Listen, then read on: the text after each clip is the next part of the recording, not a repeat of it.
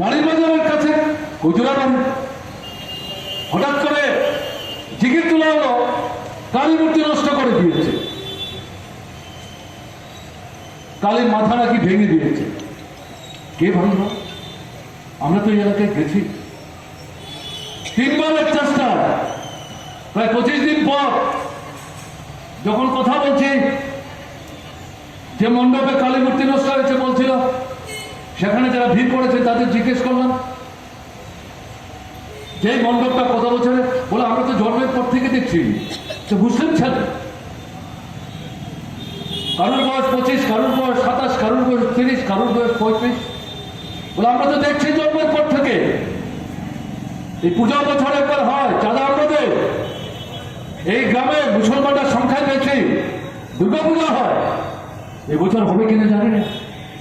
দুর্গাপূজার চাঁদা 70 থেকে 80 আমরা যারা অহিন্দু আমরাই চাঁদা দিই, এবং এই পূজা সুসংগঠিত করার ক্ষেত্রে স্বেচ্ছাসেবক হিসেবে বাইরে থেকে আমরা সহযোগিতা করি। হঠাৎ করে দেখা গেল মূর্তির গলা ভাঙা, তাকে বিক্রি করে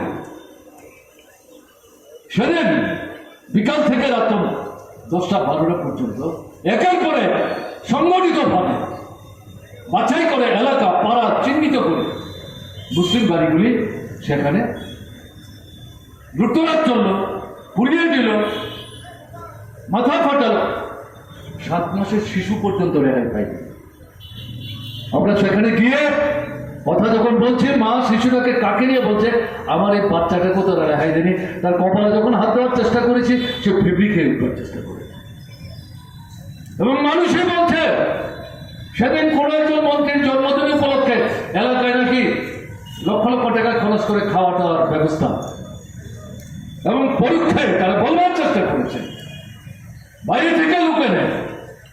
মন্ত্রী একটু দূরত্ব বজায় রেখে অবস্থান করছেন, এই আক্রমণগুলি সংঘটিত হয়েছে। কই মুখ্যমন্ত্রী তো আজকেও গেলেন না।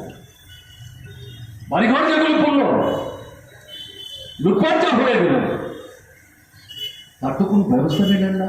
এই প্রাথমিকভাবে 2000, 4000, 5000 টাকা দিয়েছে। আরে আমাদের পার্টির এখন পয়সা কোথায় বলতে বাধ্য হচ্ছি, প্রচারের জন্য না, আমাদের তহবিল থেকে বের করে ঘর বাড়ি যারা হারিয়েছে তাদেরকে সরকার যে টাকা দিয়েছে তার চেয়ে বেশি টাকা দিয়ে আমরা সাহায্য করার চেষ্টা করেছি। দিতে গিয়ে আমাদের নেতারা বলেছেন, দেখুন আমরা জানি যা আপনাদের ক্ষতি হয়েছে এই টাকা পোষাবে না, কিন্তু আমাদের তো সামর্থ্য সীমাবদ্ধ। বিনয়ের সাথে বলেছে সরকার কোথায়। এবং আমরা লক্ষ্য করলাম এই ঘটনার পর থেকে গত 1 মাসের মধ্যে 5 থেকে 6টা জায়গায় শুধু কালীর মূর্তিই বারবার নষ্ট হচ্ছে। অদ্ভুত ঘটনা, বিশাল করে শক্তি বেশি, এবং যেখানেই করছে সেখানেই দেখা যাচ্ছে মিশ্র এলাকা, মুসলমান আছে, অমুসলমান আছে।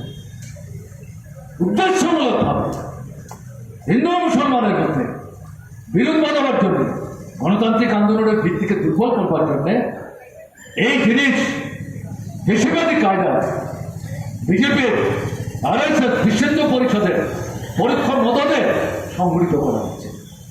কাজে এটা আরেকটা দিক যেদিকে আমাদের নজর বন্ধ রাখতে ভুলব। আমাদের বেঁচে পড়তে থাকার যে দাবি দেওয়া, আজকে আমরা কারোর কাছে ডেপুটেশন দিতে যাইনি, এগুলো জানেই সরকার।